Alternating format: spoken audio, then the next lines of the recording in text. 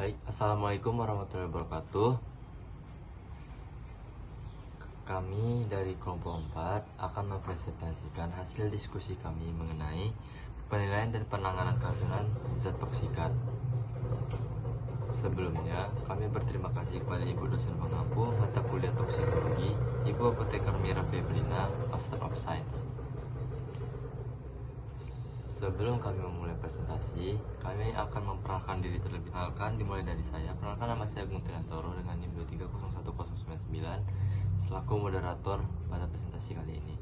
Selanjutnya ada Cynthia Oktaviani dengan NIM 2301108. Selanjutnya ada Vanessa Putri Destari dengan NIM 2301121. Selanjutnya ada Mardia Salsabila dengan NIM 2301126. Selanjutnya ada Raisa Selvira Putri dengan NIM 2301134.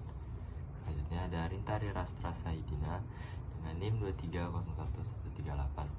Selanjutnya ada Rizky Maharani Puspita Dewi dengan NIM 2301139. Selanjutnya ada Siti Zahara Syam dengan NIM 2301141. Baik, untuk materi pertama akan dijelaskan oleh penyaji satu. Pada penyaji satu dipersilakan. Baik, di sini saya akan menjelaskan apa itu terapi antidotum.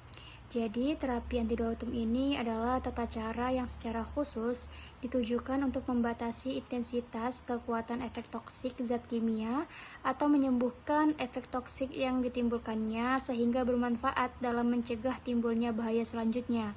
Yang berarti sasaran terapi antidotum ini adalah pengurangan intensitas efek toksik. Nah, jadi antidotum ini merupakan substansi yang dapat melawan reaksi keracunan. Kemudian ada yang namanya terapi spesifik dan terapi non-spesifik.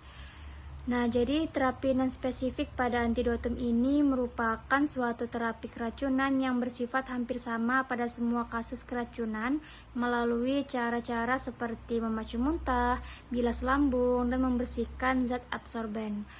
Cara lainnya adalah mempercepat eliminasi dengan pengasaman dan pembasahan urin atau hemodialisis.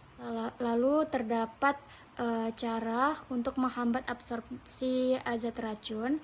Yang pertama itu ada pemberian arang aktif, yang mana arang aktif ini diberikan pada kasus keracunan karena dapat mengabsorpsi zat racun atau toksin dalam saluran pencernaan.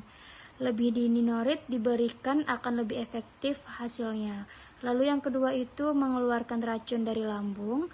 Pengeluaran racun dari lambung ini harus mempertimbangkan zat yang tertelan, tingkat keracunan, dan beberapa lama zat racun tertelan. Pengosongan lambung tidak berguna jika resiko dari keracunan kecil atau pasien sudah datang terlambat. Lalu yang ketiga itu ada pemberian katerik. Pencahar ini digunakan untuk mempercepat pengeluaran zat racun dari saluran gastrointestinal, terutama untuk racun yang sudah mencapai usus halus. Pemberian sorbitol direkomendasikan pada penderita yang tidak ada gangguan jantung. Baik, materi selanjutnya akan dijelaskan oleh teman saya. Selanjutnya ada zat-zat pembentuk senyawa kompleks sehat, yaitu zat pembentuk kelat biasanya mengandung 2 atau lebih gugus elektronegatifan yang membentuk kovalen kompleks stabil dengan logam-logam atau kation. Semakin banyak ikatan ligan terbentuk, semakin stabil ikatan kompleks yang terjadi dan semakin efisien proses kelatornya. Contohnya ada zat-zat kelator adalah dimekaprol, kalsium dinatrium edetat, penisilamin, sama everosakmin. Yang kedua ada fragman, yaitu suatu antibodi monoklonal yang dapat meningkat digoksin dan mempercepat sekresinya melalui filtrat glomerulus. Yang ketiga ada dicobalt edetat, yaitu merupakan antidot pilihan untuk menanggulangi keracunan sianida. Yang keempat ada detoksifikasi enzimatik. Detoksifikasi enzim dapat dilakukan dengan 2 jalur, dengan memberikan konsubrat pada reaksi yang terjadi dan memberikan enzim dari luar untuk mempercepat metabolisme zat racun. Selanjutnya ada mempercepat eliminasi, yaitu kecepatan eliminasi akan mempengaruhi jumlah obat yang berada dalam sel sasaran dalam melampaui nilai KTM-nya. Percepatan eliminasi dapat dilakukan dengan cara meningkatkan ekskresi melalui pengemasan atau pembasahan urin dan diuresis paksa. Pengemasan urin menurunkan pH urin dengan memberikan zat seperti amonium klorida atau vitamin C akan mengurangi regurgitasi zat atau obat yang bersifat basah lemas seperti amfetamin. Sebaliknya, pembasahan urin melalui pemberian natrium biokarbonat akan mengurangi reabsorpsi pada obat yang bersifat asam lemas seperti aspirin dan fenobarbital. Pengurangan reabsorpsi tubulus terjadi karena pengasaman atau pempasaan urin tersebut di atas meningkatkan ionisasi dan di tubulus sehingga akan mengurangi reabsorpsi. Lalu selanjutnya ada terapi spesifik atau usaha terapeutik atau antidot. Terapi antidot spesifik merupakan suatu terapi antidot yang hanya efektif untuk suatu zat tertentu. Terapi ini dapat diklasifikasikan menjadi yang pertama ada A, antidot yang bekerja secara kimiawi. Penggunaan antidotum jenis ini akan menyebabkan terjadi reaksi antara antidotum dan zat toksik, membentuk suatu produk yang kurang toksik dan mudah diekspresikan. Ada antidotum yang bekerja secara farmakologi.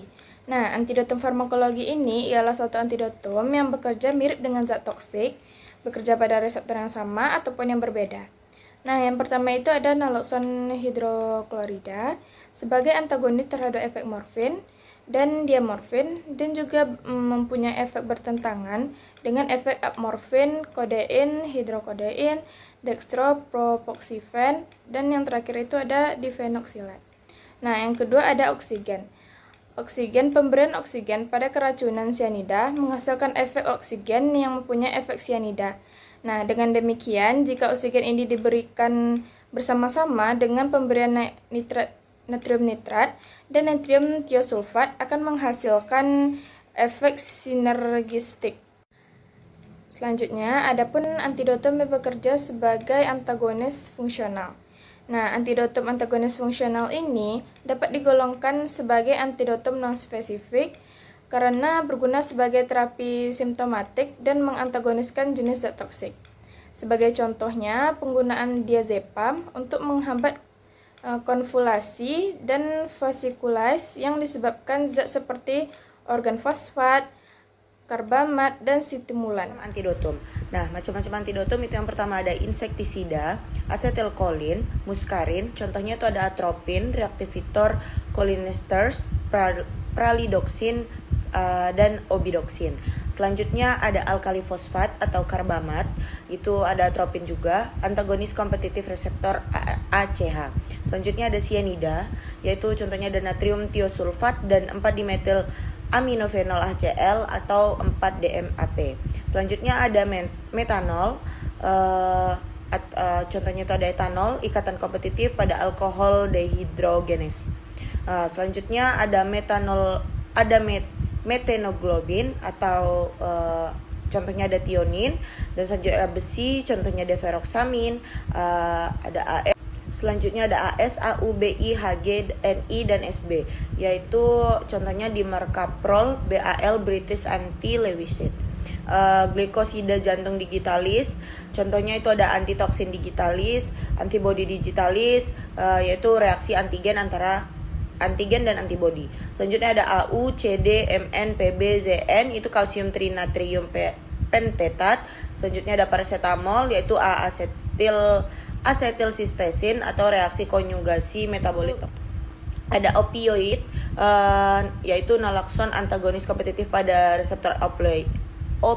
Selanjutnya ada benzodiazepin, yaitu flumazenil atau antagonis kompetitif pada reseptor benzodiazepin. Selanjutnya ada neuroleptik, yaitu biperidin sebagai antikolinergic sentral. Selanjutnya ada antikoagulan, yaitu vitamin K, atau antagonis kompetitif pada sistem protrombin. Selanjutnya ada antikolinergik, yaitu ada visostigmin, hambatan terhadap asetilkolinesterase. Selanjutnya ada amanitin atau jamur amanita, yaitu silibinin atau hambatan ambilan amanitin di hepatosit.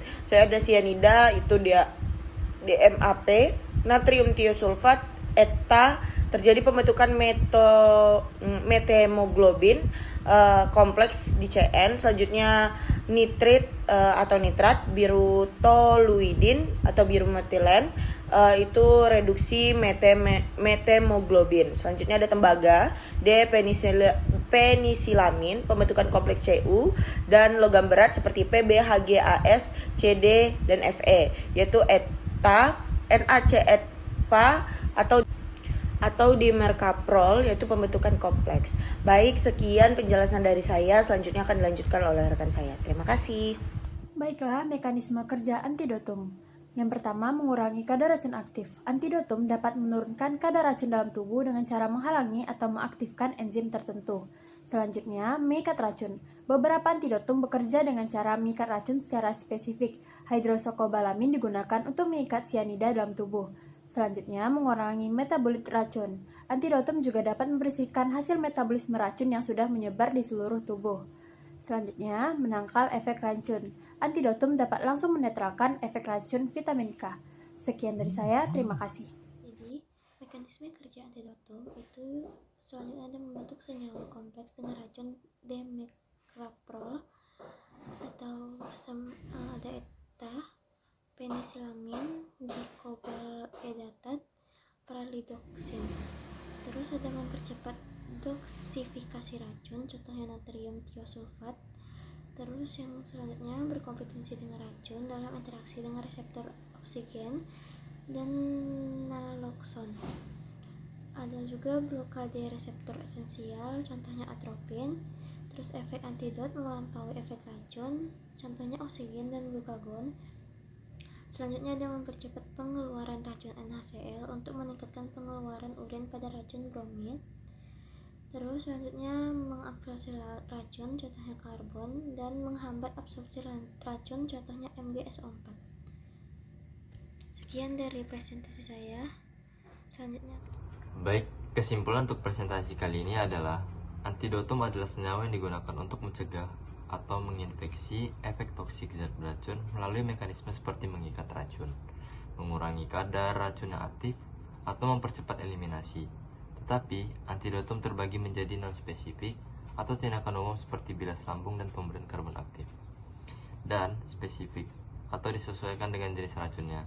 Pemahaman yang baik tentang antidotum sangat penting untuk penanganan keracunan yang sangat cepat dan tepat. Sekian dari presentasi dari kami. Mohon maaf bila ada kekurangan atau salah kata. Wabillahi taufiq wal hidayah. Wassalamualaikum warahmatullahi wabarakatuh.